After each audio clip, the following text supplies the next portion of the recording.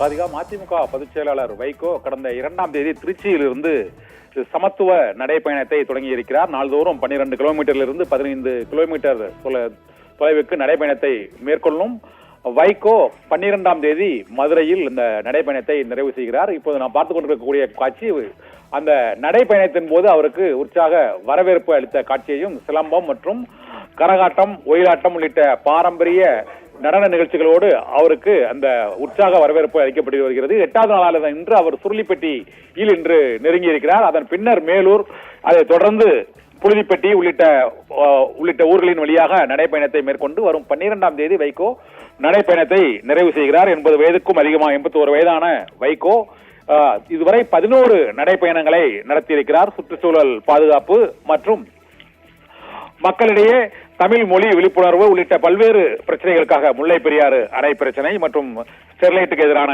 போராட்டம் உள்ளிட்ட பல்வேறு பிரச்சனைகளில் அந்தந்த பகுதி மக்களிடையே அவர் தமிழகம் முழுவதும் அவர் கால்படாத கிராமங்களே இல்லை என்று கூறக்கூடிய அளவுக்கு கிட்டத்தட்ட 6000 கிலோமீட்டருக்கும் அதிகமாக பல்வேறு ஊர்களின் வழியாக 11 நடைப்பயணங்களை இதுவரை அவர் மேற்கொண்டிருக்கிறார்.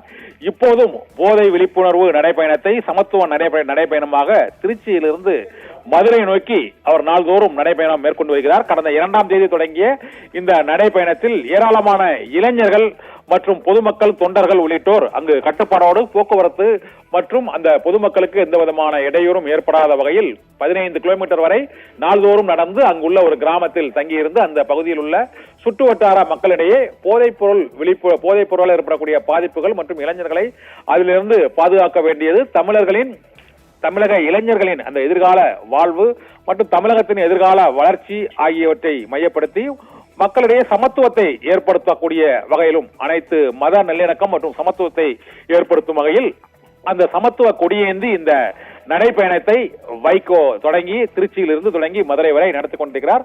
அவருக்கு வழி நெடுகிலும் பல்வேறு கிராமங்களைச் சேர்ந்தவர்கள் அரசியல் சார்பற்று, மத இன உணர்வு சார்பற்று அவருக்கு உற்சாக வரவேற்பு அளித்து அவருடைய சமூக பணியை கௌரவிக்கும் வகையில் அவருக்கு கிட்டத்தட்ட சிங்கப்பூரில் 3 டன் மலர்களை தூவி அவர் நடைப்பயணம் மேற்கொள்ளும் பகுதியில் ஒரு 3000 கிலோ மலர்களை தூவியும், ஒரு 22 கிலோ அந்த மாலையை சூடியும் அவருக்கு தமிழர்களின் பாரம்பரிய வீர விளையாட்டுகளோடு, அவருக்கு கலை நடன நிகழ்ச்சிகளோடு உற்சாக வரவேற்பு அளித்தனர். அந்த பிரம்மாண்ட மாலை அணிவித்து வழிநெடுகிலும் மலர் தூவி வைகோவுக்கு இந்த நடைப்பயணத்தில் வரவேற்பு அளிக்கப்படுகிறது. இப்பொழுது மதுரையை நெருங்கி இருக்கக்கூடிய சுருளிப்பட்டி பகுதியிலும் மேலூர், உழுதுப்பட்டி ஆகிய ஊர்களின் வழியாகவும் அவர் இந்த நடைப்பயணத்தை தொடர்ந்து மேற்கொள்ள இருக்கிறார். இன்று 8வது நாள் இந்த நடைப்பயணம் நடைபெற்றுக் கொண்டிருக்கிறது.